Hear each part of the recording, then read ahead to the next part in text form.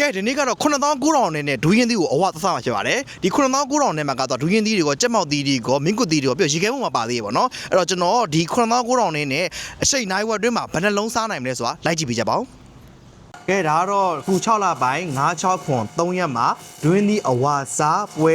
တော့မှာဖြစ်ပါတယ်အဲ့တော့နေရာကတော့ကျွန်တော်နေပြည်တော်ဥဒ္ဒသီးစင်မာ living model က1 stop မှတ်မှာပါကဲအဲ့တော့ဒီထဲမှာဘာပါလဲဆိုရှင်ဒီမှာမင်းကွတ်သီးရဲ့ဒီမှာကြက်မောက်သီးရဲ့ပြီးတော့ဒီမှာရေခဲမုံတွေပါတယ်ဒါရလည်းကုန်ကြိုက်တာစားလူရင်းသီးကိုလည်းကြိုက်တာစားဒါပေမဲ့အချိန်ကနိုင်ဝက်တွင်းပဲအဲ့တော့နိုင်ဝက်တွင်းထဲမှာဘယ်နှလုံးစားနိုင်မလဲကြည့်လိုက်ရအောင်ကဲအခုတော့ဒါ9:40 9:40ဆိုတော့ကဲစစားလိုက်အသားရရှယ်ပဲ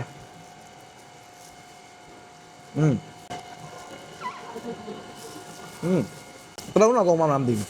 ဒါလုံးပေါ့နော်တော်တော်ရှို့ပြီးတော့အီနေတာကဲနောက်တစ်လုံး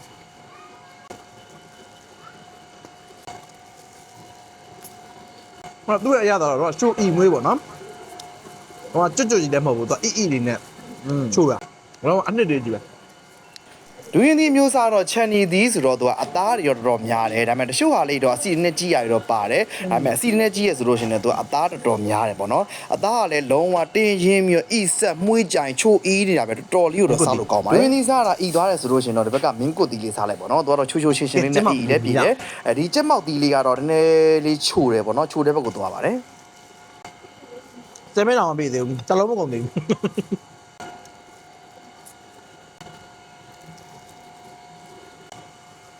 ဒူးရင်သီးကြည့်ပဲကြိတ်မယ်လို့စဉ်းစားထားလို့ချင်တော့ဒီရေခဲမုံမစားနဲ့ပေါ့နော်ရေခဲမုံကတော့လည်းအချိုးပဲများတယ်ပူပြီးတော့ဤသွားတယ်ပေါ့နော်ဒူးရင်သီးအီပါဆိုရေခဲမုံစားတာပူဤသွား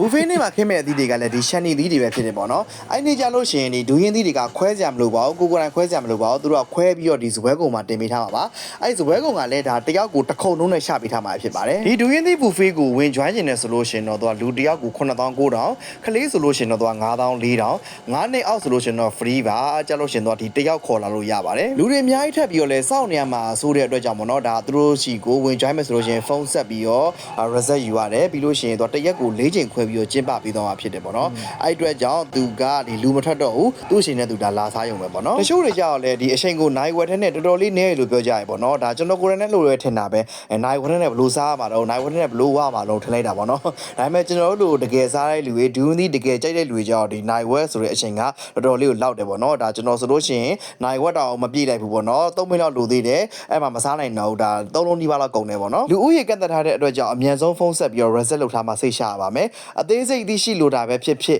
resolution နိုင်ဖြစ်ဖြစ်ဒီဖော်ပြပါဖုန်းနံပါတ်တွေကိုဆက်သွယ်စုံစမ်းမေးမြန်းနိုင်ပါတယ်အဆုံးထိရှိပြီးတဲ့အတွက်ကြောင့်အားလုံးကျေးဇူးတင်ပါတယ်ခင်ဗျာ bye bye